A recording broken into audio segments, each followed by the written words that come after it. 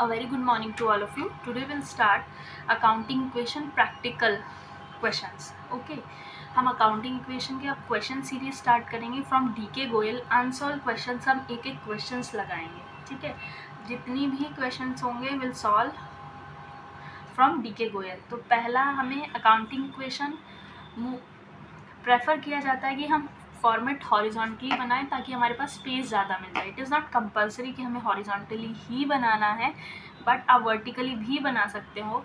ऐसा कोई hard and fast rule नहीं है, बट प्रेफर यही किया जाता है कि हम हॉरिजॉन्टली बनाएं ताकि हमारे पास स्पेस ज़्यादा हो सके. सो हम टाइम वेस्ट नहीं करेंगे, will start from first question.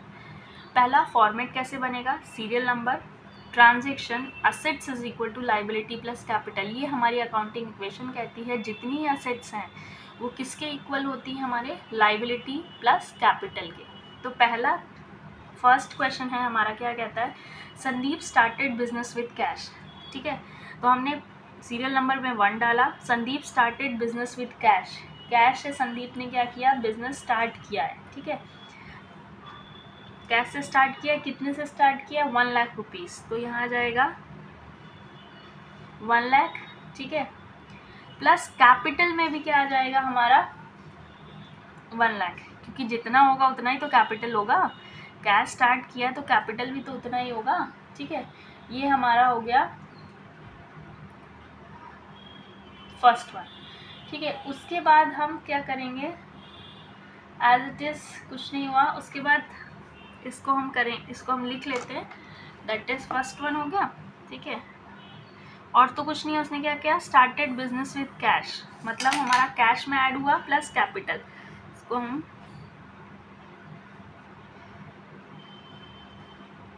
ठीक है इक्वल टू 0 प्लस.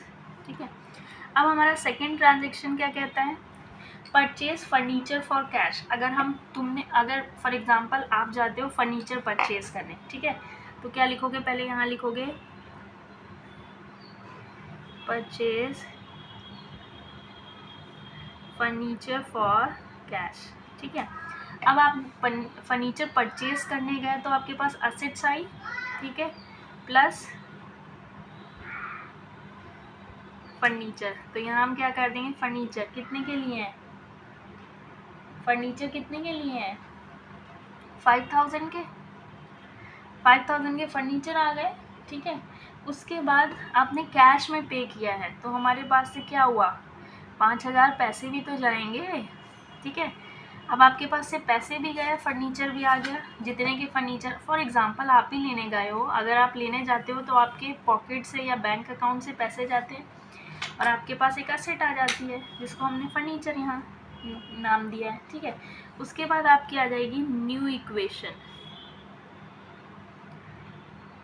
ठीक है, अब आपने माइनस किया है क्या? 1 लाख में से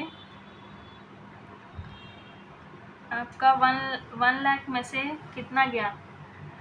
5000 चला गया. ठीक है, तो कितना आया? 95,000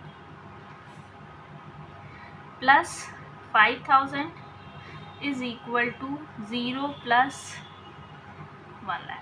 ठीक है, अब आपको ये देखना है कि जब भी आपकी न्यू इक्वेशन आए तो आपकी असेट्स किसके इक्वल हो? Liability plus capital. हर एक स्टेप पे आप चेक कर सकते हो कि आपका क्वेश्चन सही है या नहीं, आप सही जा रहे हो या नहीं. तो देखो 95 प्लस 5 1 लाख, और इधर कितना है? 1 लाख. इक्वल टू के इधर और इक्वल टू के इधर सेम होना चाहिए. ठीक है, अब हमारे पास आ गया थर्ड ट्रांजेक्शन. थर्ड क्या बोल रहा है?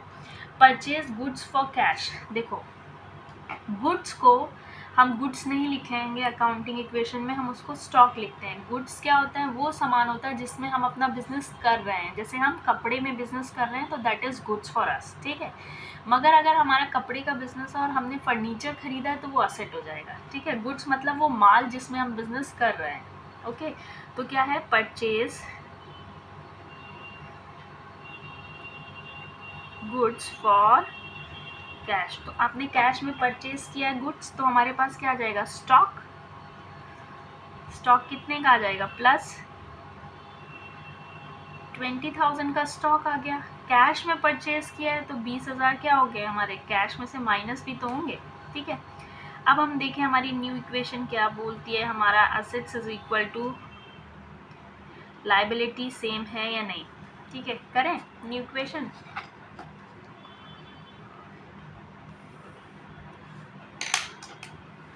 अब 95,000 में से अगर हम माइनस करेंगे 20,000 तो कितना आएगा, 75, ठीक है, plus 5 plus 20 equal to 0 plus 1 lakh. अब देखिए हमारा 1 lakh 75 plus 5 80, 80 plus 20 is 1 lakh, मतलब हम सही जा रहे हैं, ठीक है। फोर्थ ट्रांजेक्शन है आपकी, फोर्थ ट्रांजेक्शन क्या कहती है, फोर्थ है purchase goods on credit. Credit मतलब उधारी पे किया है तो कैश नहीं जाएगा हमारे पास से, ठीक है। कितने के लिए है, 36 के। तो परचेज गुड्स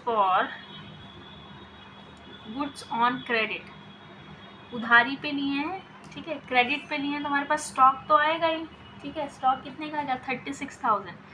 इसमें हम प्लस 36,000 तो ऐड करेंगे क्योंकि उधारी पे लिए या कैश पे लिए हमारे पास माल तो आएगा ही, प्लस हमने उधारी पे लिए हैं तो हमारे पास एक लाइबिलिटी आ जाएगी जिसको हम क्रेडिटर्स बोलते हैं।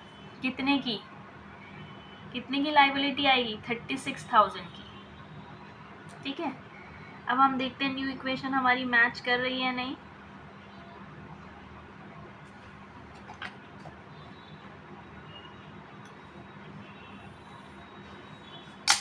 हमारे पास तो कैश तो गया नहीं तो 75,000 तो एज इट इज़ आ जाएगा, प्लस 5,000 प्लस, अगर हमने अब हमारे पास पहले हमारे पास 20,000 के स्टॉक थे, अब 36,000 के और आ गए हैं तो क्या हो जाएगा, 20,000 प्लस 36,000 कितना हो जाएगा, 56,000, ठीक है।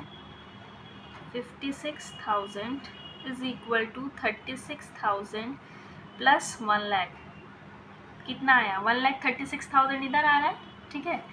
अब इधर देखते हैं 1,36,000 आ रहा है नहीं, 56,000 प्लस 5,000 इज 61,000 प्लस 75,000, 1,36,000, मतलब हम सही जा रहे हैं। फिफ्थ बोलता है कि पेड रेंट, ठीक है, पेड रेंट पे किया, कितने का पे किया है, 700 का, तो हमारे पास से कैश जाएगा, पैसा जाएगा, ठीक है। तो आपकी ओवरऑल कैपिटल भी तो कम होगी, दोनों क्या हो जाएंगे, माइनस, ठीक है। अब देखिए हमारी न्यू इक्वेशन आ रही है नहीं, same assets is equal to liability same आ रहा है कि नहीं आ रहा है, ठीक है।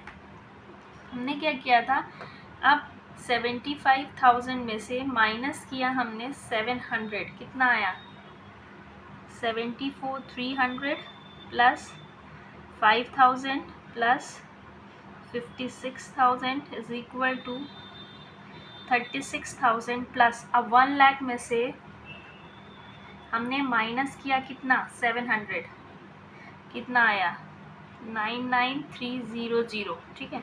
ये हमारी आ गई न्यू इक्वेशन, ओके। अब लास्ट पॉइंट है, that is your 6th point, ठीक है। 6th पॉइंट क्या है, good costing 40,000 at sold at the profit of 20%। 40,000 के गुड्स थे, तुमने 20% प्रॉफिट पे बेचे, ठीक है। 40,000 के गुड्स थे, पहले गुड कॉस्टिंग ₹40,000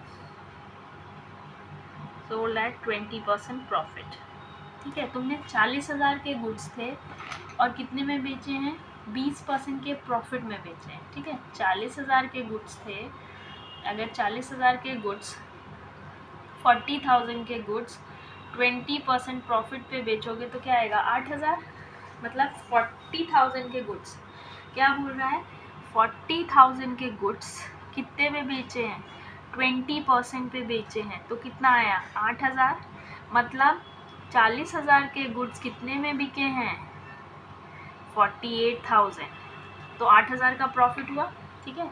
तो हमारे पास से गया क्या, स्टॉक में से कितना जाएगा, बेचे हैं तो स्टॉक में से तो कितना जाएगा, 40,000 ही, तो -40,000, ठीक है, -40,000 और 8,000 का हमारा प्रॉफिट है, तो प्रॉफिट होगा तो कैपिटल में प्लस होगा, लॉस होगा तो कैपिटल में से माइनस होगा, ठीक है।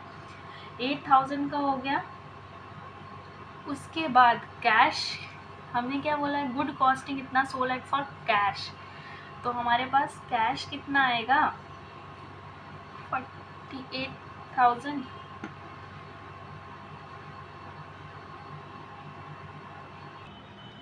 देखो हमने क्या किया, 40,000 के गुड्स 20% प्रॉफिट पे बेचे हैं, दैट इज़ 8,000, ठीक है।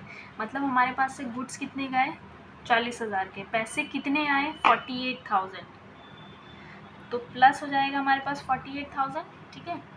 अब हम देखते हैं हमारी 48,000 प्लस हुआ, स्टॉक हमारे पास से 40,000 गए, अब हमारे पास प्रॉफिट भी आया है ना, क्योंकि 20% के प्रॉफिट पे बेचा, जो प्रॉफिट आएगा वो कैपिटल में ऐड हो जाएगा। अब देखते हैं हमारी न्यू इक्वेशन सेम आ रही है या नहीं, अगर सही आ रही होगी मतलब हमारा आंसर सही है, ठीक है। अब हम क्या करेंगे, हमारा 74,300 में प्लस करेंगे 48,000, तो कितना आ जाएगा हमारा 122,300 प्लस 5,000 प्लस अब 56,000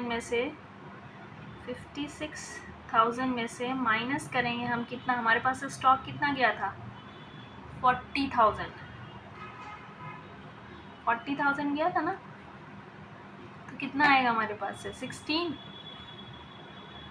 ठीक है, इक्वल टू 36,000 प्लस 99,300 में हम प्लस करेंगे कितने का प्रॉफिट हुआ था 8,000 का, कितना आएगा 107,300। अब देखो हमारी न्यू इक्वेशन सेम आ रही है कि नहीं, देखें 1073 प्लस 36,000 कितना आ रहा है 1,43,300। अब इधर का देखें एसेट का साइड का 300 प्लस 5,000 प्लस 16 आ रहा है 40, मतलब हम सही हैं। अब आपको लिखना क्या है, बाद में ऐसे लिख दोगे, न्यू इक्वेशन इतनी आई है जिसमें क्या है हमारी, कैसे लिखोगे,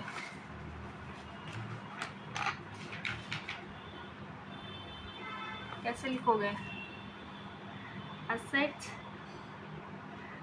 कितनी थी हमारी, कैश कितनी थी, एसेट्स इज इक्वल टू क्या था लाइबिलिटी प्लस कैपिटल, यही था। तो हमारी एसेट्स कितनी है,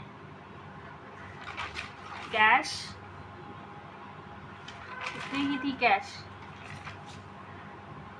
1,2,2,3